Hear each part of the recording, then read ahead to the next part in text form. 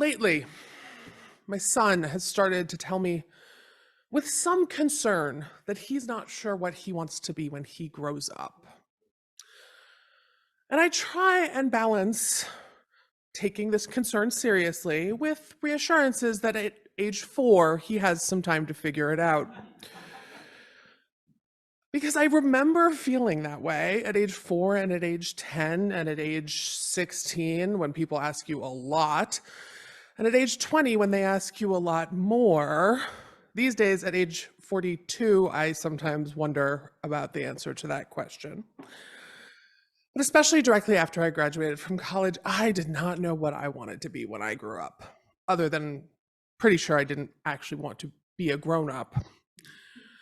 And so, in the fine tradition of recent college graduates everywhere, I moved back to one of my homes in New Orleans, Louisiana, because a 21-year-old who doesn't know what to do with themselves can actually afford to live in New Orleans, Louisiana, as opposed to, say, Berkeley, California, and wandered around relying on family and friends, and eventually became a waitress at a pizza joint, which I thought was just about the best thing that had ever happened to me. I served pizzas. I drank the amount of beer that only a 21-year-old can and should drink. I listened to a lot of really awesome music and had a grand old time.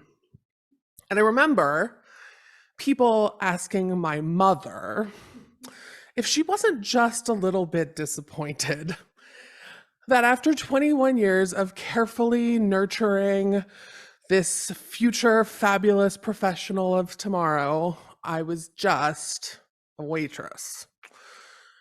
Now, putting aside the really startling classism of that particular question, the assumptions about what makes good work, my mother, in her extremely blunt fashion, said that she was delighted that I was a waitress, not because I was having fun, which I was, or enjoying life, which I was, but because now that I was a waitress, I had finally learned how to talk to people.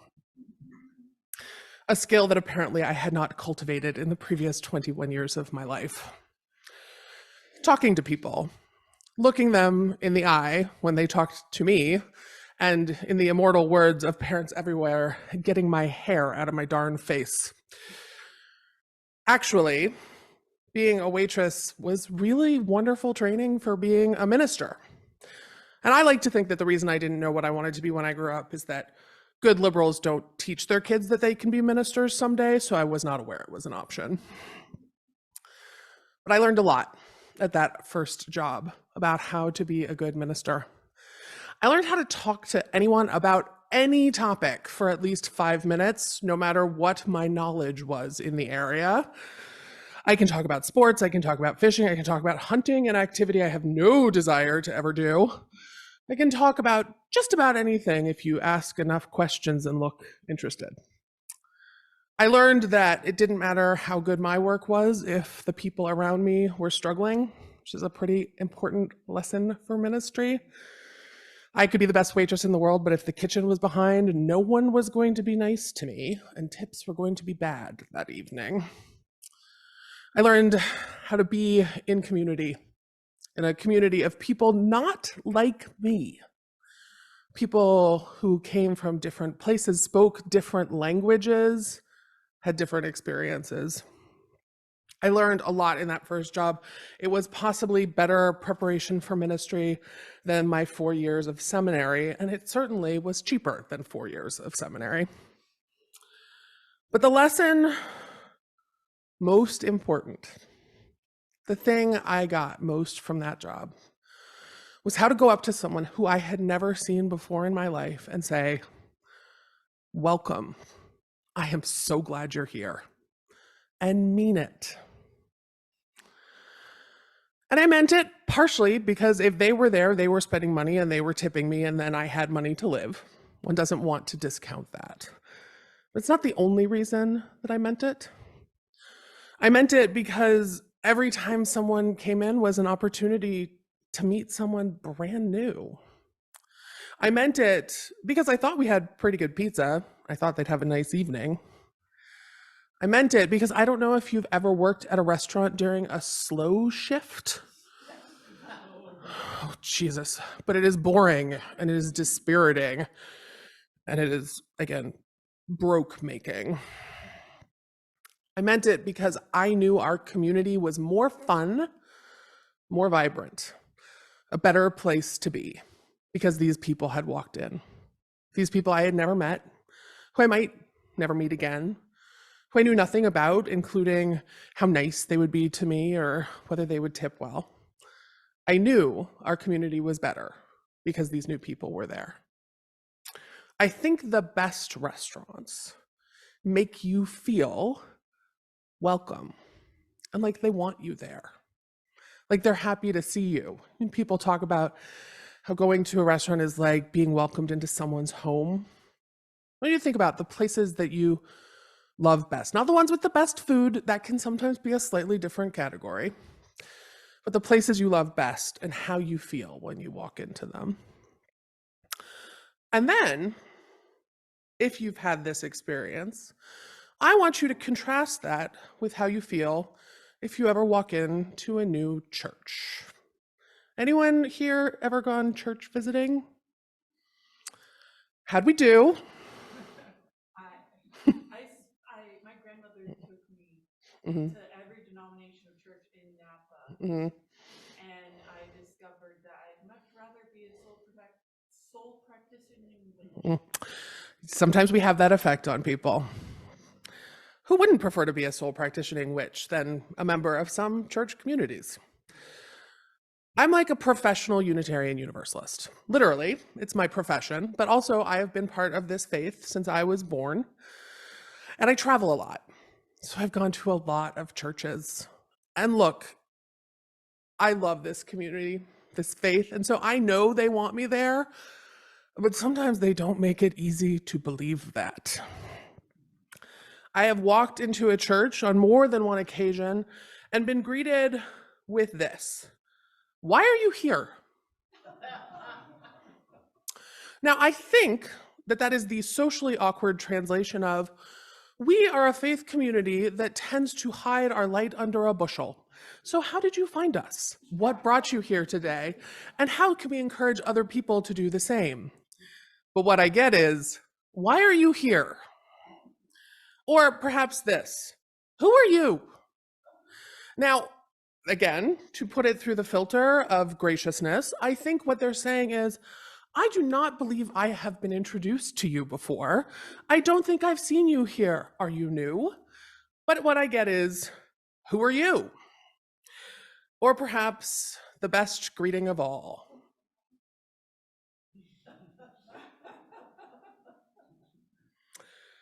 which I think is a translation of, "I don't know what to do. I don't want to make you uncomfortable, but I also want you to be welcome. And I don't know if you're new, and if you're not new, it's going to feel super weird if I come up and introduce myself and it turns out you've been here for the last 10 years and I just kind of missed it. So perhaps it would be safer for me to go talk to my friend over there." It would be safer for me to go talk to my friend over there could in fact be the motto of Unitarian Universalist churches everywhere.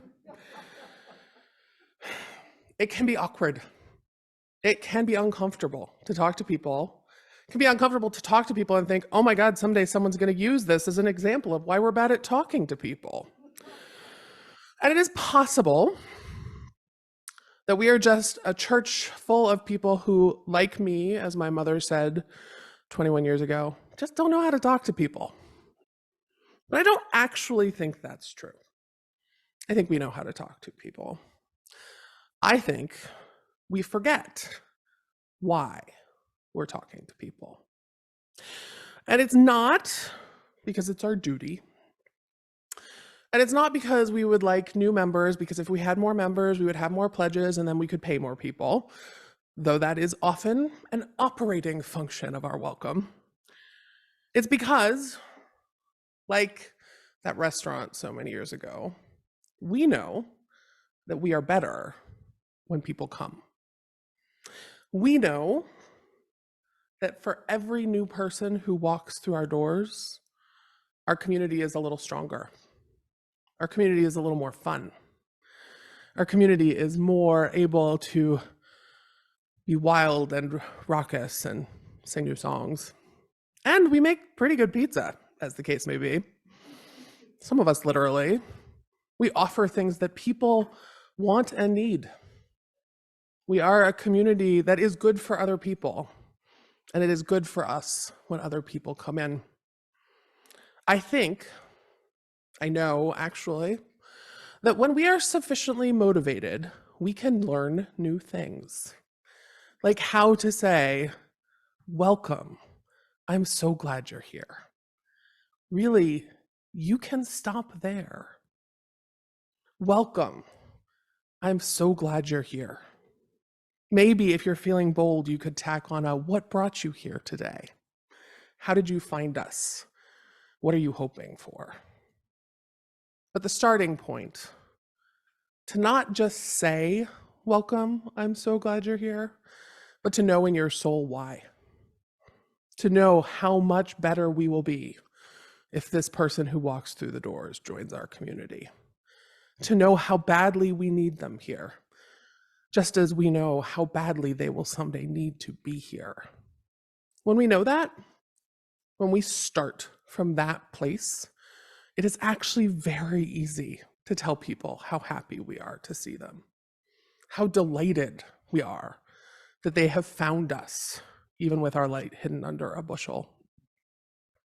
At that long ago restaurant, I ended every interaction, every meal with, now y'all come back now, you hear? Look, I'm not Southern enough to really get away with that. But it amused me, and it was true.